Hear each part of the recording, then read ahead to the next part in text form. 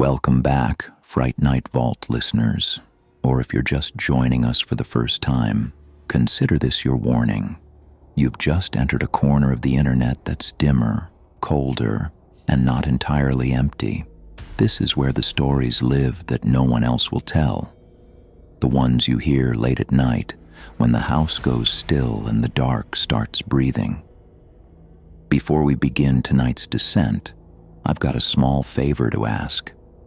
I know many of you drift off to sleep with these stories playing in the background. If that's you, take a second before the shadows pull you under. Leave a comment letting me know where you're listening from. It's always eerie to see how far the vault's whispers travel. And of course, don't forget to like and subscribe. It keeps the lights flickering. Now then, some houses breathe, others groan, but the worst ones, they murmur. Tonight's story is about a man named Tyler who inherits a crumbling old property from a grandmother he barely remembers, just a patch of land, a fading house, and a crawl space that gives off a scent like damp cloth and copper. You see, the house was meant to be sold, stripped, appraised, gone. But something inside that crawl space doesn't want to be left behind. And when Tyler discovers an old wooden cradle tucked in the shadows, its rockers still swaying ever so slightly, he realizes some parts of the house haven't been empty in a long, long time. Neighbors won't walk near the property line. Animals won't go near the vents. And every time he turns out the lights, he hears the soft creak of wood, like something is rocking, waiting. This isn't just a haunted house story. It's a story about the kind of presence that doesn't leave bruises or scratches, but memories, and those are harder to shake. So close your eyes, pull the blanket up tight, and listen carefully to the sound beneath the floor, because tonight's story, The Cradle in the Crawl Space, starts now. Tyler didn't want the house. He barely remembered his grandmother, aside from vague images of her sitting in a worn chair by the window, humming a lullaby that never had any words. The place sat at the edge of a hollow town, half swallowed by weeds and time. The trees pressed too close, as if trying to hide it. No one had lived there for years, but the structure stood firm, peeling, yes, but still. Watching. He only came because the lawyer insisted the estate couldn't be processed until he stepped foot inside. Just a formality. The moment he opened the door, something changed. Not a noise exactly, more like a weight. Like the house exhaled, and the air inside had been waiting too long. The living room was empty. No furniture, no dust covers, just bare wooden floors and walls stained with time. But what caught his attention immediately was the hatch in the hallway floor. He didn't remember that being there.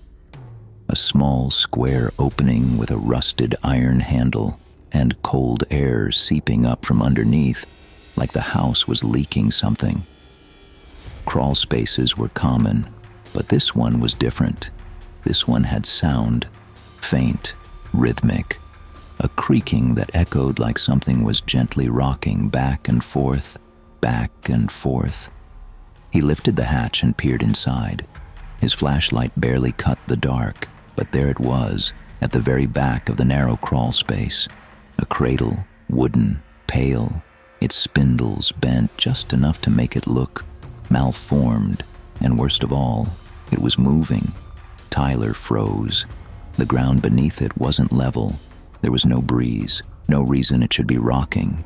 But it did, softly, like a sleeping thing swaying in its dreams. He backed away and slammed the hatch shut. That night, at the motel, Tyler couldn't sleep. Every time he closed his eyes, he heard the creak. He told himself it was stress, maybe some leftover grief he didn't know he had.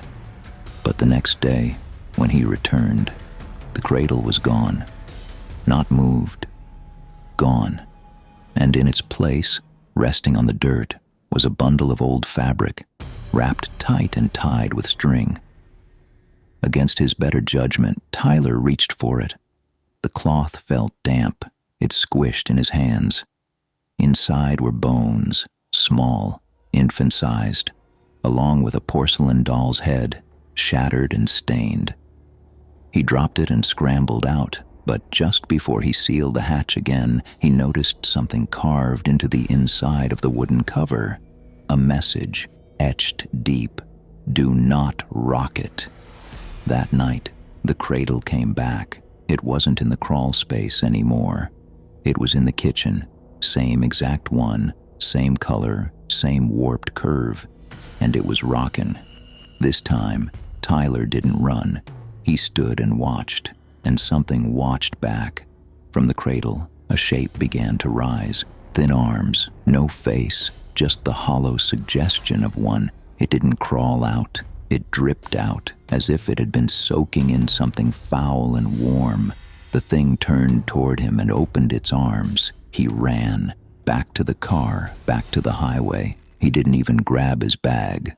But some things don't stay in houses. Some things attach. 2 nights later, in his apartment across the state, he heard the creaking again. From the hallway, he found the cradle there, sitting outside his bedroom.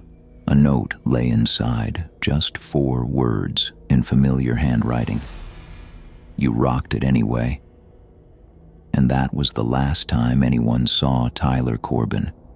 Neighbors said his apartment lights never turned off again, but no one ever answered the door. As for the cradle, it's still out there, and it still rocks, waiting. Maybe you'll hear it tonight. Creak, creak. If you enjoy these types of horror audio stories, just add a like, comment, share, and subscribe to Fright Night Vault. We bring you nightmares you can't turn off. If you made it this far, you're one of us now. See you in the next one. Something darker is on its way.